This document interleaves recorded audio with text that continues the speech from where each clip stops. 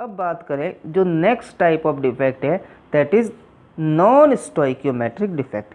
अब non stoichiometric का मतलब क्या होगा कि जो क्रिस्टल है उस क्रिस्टल की स्टोइकियोमेट्री चेंज हो जाएगी। इट मीन्स कहने का मतलब यहाँ पर ये है कि कोई आयंस जो है इंक्रीज हो जाएगा, कोई आयंस डिक्रीज हो जाएगा यहाँ पे। It means number of ions increase और डिक्रीज होंगे इसके अंदर। तो यहाँ पर हम कह सकते हैं कि the defect which disturb the stoichiometry of compound are called non stoichiometric defect. Clear हो गया आपको इसके अंदर कि स्टोइकियोमेट्री चेंज हो जाएगी। और स्टोइकियोमेट्री का मतलब ही क्या होता है कि जैसा फॉर्मूला था वैसा का वैसा उसका पॉजिटिव और नेगेटिव आयन का नंबर हो। अब इसके टाइप की बात करें तो फर्स्ट है मेटल एक्सेस। अब मेटल एक्सेस के अंदर आपको ये सोचना है कि मेटल को किसी क्रिस्टल में कैसे बढ़ाया जा सकता है। तो दो तरीके ही हो सकते हैं, या तो मैं उसके अंदर एक्स्ट्रा मेटल आयन डाल दूं तब मेटल बढ़ जाएगी, या मैं नेगेटिव आयन को या नॉन मेटल को हटा दूं। क्लियर है कि या तो मेटल में इंक्रीज कर दूं या नॉन मेटल में डिक्रीज कर दूं, तब मेटल इंक्रीज हो जाएगा। क्लियर। तो यहाँ पर हम कह सकते हैं कि ये जो है दो स्टेप का प्रोसेस है।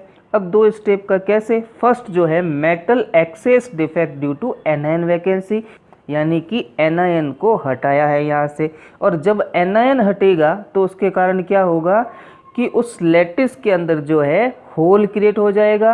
और होल क्रिएट होगा तो इसमें ये बात ध्यान रखनी है, उस होल में इलेक्ट्रॉन तो प्रेजेंट होंगे, खाली एनायन निकला है, यानी जो नॉन मेटल है वो रिमूव हुई है ताकि मेटल इंक्रीज हो सके।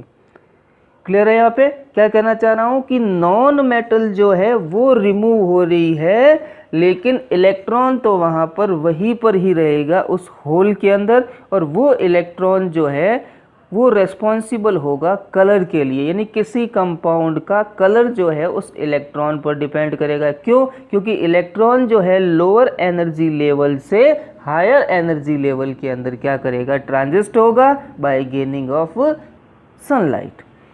और जो होल क्रिएट हुआ है उस सेंटर को बोलेंगे हम यहाँ पे एफ सेंटर, फॉरबेन-जेंटर सेंटर। और ये जो है वो किसके लिए रेस्पॉन्सिबल है? कलर के लिए रेस्पॉन्सिबल है। इट मीन्स हम यहाँ पे कह सकते हैं कि अ कंपाउंड में have excess metal ion if a negative ion is absent from its lattice site leaving hole which is occupied by electron to maintain electrical neutrality. The hole occupied by the electrons are called F center और color center. It is responsible for the color of the compound. सिर्फ इतना सा आपको इसके अंदर लिखना है। अब इसको डायग्रामेटिकली रिप्रेजेंट करने की कोशिश करते हैं। तो यहाँ पर मैंने एक डायग्राम बनाया और इस डायग्राम में आपको क्लियर दिख रहा है कि E माइनस यानी एक जगह पर खाली इलेक्ट्रॉन ही प्रेजेंट है, और जो उसका नॉन मेटल था वो क्या हो गया? वहाँ से रिमूव हो गया। तो इस टाइप की डिफेक्ट को बोलते हैं metal excess defect due to anionic vacancy. Clear है इसके अंदर? तो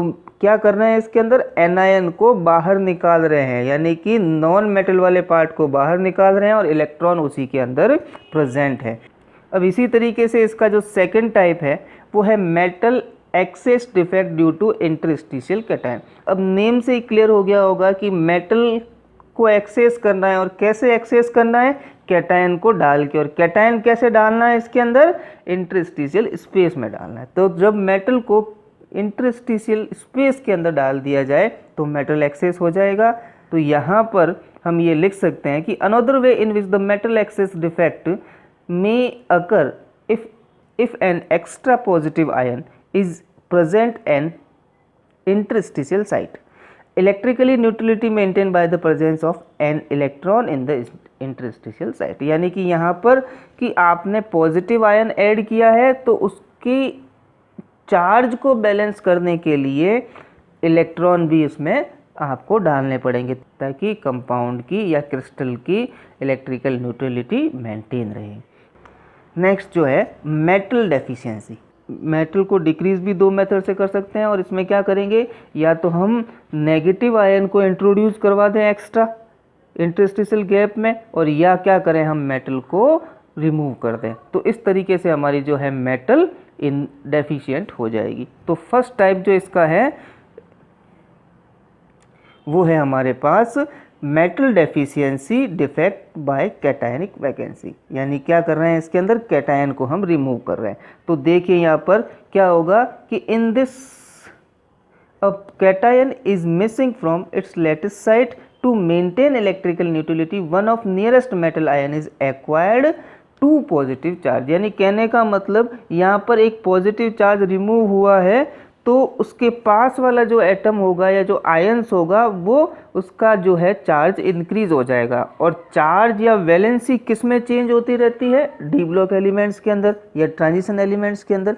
इट मीन्स जो ये डिफेक्ट है वो ट्रांजिशन एलिमेंट्स के अंदर होता है, क्योंकि उनकी वेरिएबल वैलेंसी होती है। वो +2 से +3 हो सकते हैं, +3 से +4 हो सकते हैं, और इस तरीके से करते करते +7 हो सकते हैं। यानी कि यहाँ पर ये ट्रांजिशन मेटल के अंदर ये डिफेक्ट होता है। और क्लियर ध्यान रखना होगा क्या इसके अंदर कि कैटायन जो है वो मिस हो जाएगा लैटिस के अंदर, लेकिन उसके पास वाले आयंस के अंदर जो है चार्ज वो इंक्रीज हो जाएगा। तो हम कह सकते हैं यहाँ पे this type of defect occurs in compound where metal can exhibit variable valency, that is transition metal like nickel oxide, iron oxide और फेरस सल्फाइड।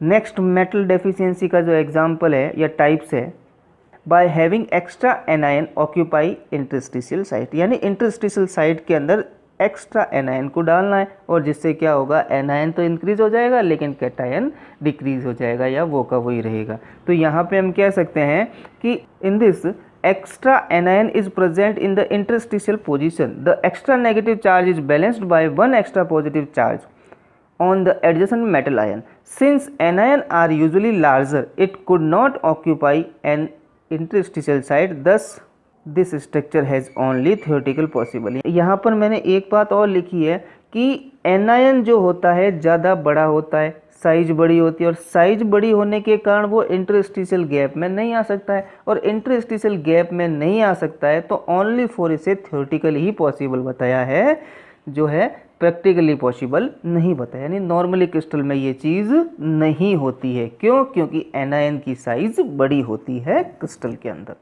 अब यहाँ पर इस तरीके से हमारे स्टोइकियोमेट्रिक और नॉन स्टोइकियोमेट्रिक दोनों टाइप के डिफेक्ट क्लियर होते हैं। और इन दोनों में डिफरेंस क्या है कि स्टोइकियोमेट्रिक के अंदर तो स्टोइकियोमेट्रिक यानी कि नंबर ऑफ एनायन और नंबर ऑफ कैटायन चेंज नहीं होता है, लेकिन नॉन स्टोइकियोमेट्रिक के अंदर नंबर ऑफ एनायन और नंबर ऑफ कैटायन क्या हो जाएंगे, चेंज हो जाएंगे। अब नेक्स्ट टाइप हमारा जो है वो लास्ट टाइप जो है हमारा वो है इम्प्योरिटी डिफेक्ट। अब इम्प्योरिटी डिफेक्ट के अंदर क्या होगा, देखते हैं इसके अंदर कि these defect arise when foreign atom are present at the lattice site और द वैकेंट इंटरस्टिशियल साइट। यानी कहने का मतलब क्या है इसके अंदर कि कोई नया एटम या कोई दूसरा एटम जो आ जाए किसी क्रिस्टल के अंदर तो उसे बोलेंगे इम्प्योरिटी डिफेक्ट, यानी इम्प्योर हो गया वो। अब यहाँ पर एग्जाम्पल जो है कि SrCl2 जो है NaCl के क्रिस्टल में ऐड कर दिया जाए तो SrCl2 क्या करेगा, Na की जगह ले लेगा। अब इसमें यह ध्यान रखना है कि इलेक्ट्रिकल न्यूट्रलिटी बनाए रखनी है, तो यहाँ पर Sr की वैलेंसी तो होती है +2, लेकिन Na की वैलेंसी जो होती है वो +1 होती है। तो इसको बैलेंस करने के लिए, तो इस चार्ज को बैलेंस करने के लिए 2 सोडियम रिमूव होंगे जबकि एक Sr+2 आयन जो है ऐड होगा। तो इस तरीके से है हमारा इम्प्योरिटी डिफेक्ट। तो यहाँ पे मैं क्या कहना चाह रहा हूँ कि 2 सोडियम की जगह एक Sr+2 ले रहा है, क्योंकि सोडियम पर क्या होता है, +1 चार्ज होता है। और ऐसा क्यों हो रहा है, क्योंकि इलेक्ट्रिकल न्यूट्रलिटी को मेंटेन करना है क्रिस्टल के अंदर। तो ये था आज का हमारा टॉपिक, स्टोइकियोमेट्रिक, नॉन स्टोइकियोमेट्रिक, और लास्ट जो था हमारा इम्प्योरिटी डिफेक्ट। अब इस टॉपिक में से जो मेन इंपॉर्टेंट है पूरे डिफेक्ट में से, तो वो है फ्रैंकल एंड शॉर्ट की डिफेक्ट। तो मैं 100% कह रहा हूँ कि इसमें से क्वेश्चन आएगा और आप इसको अच्छी तरीके से समझ लें। धन्यवाद।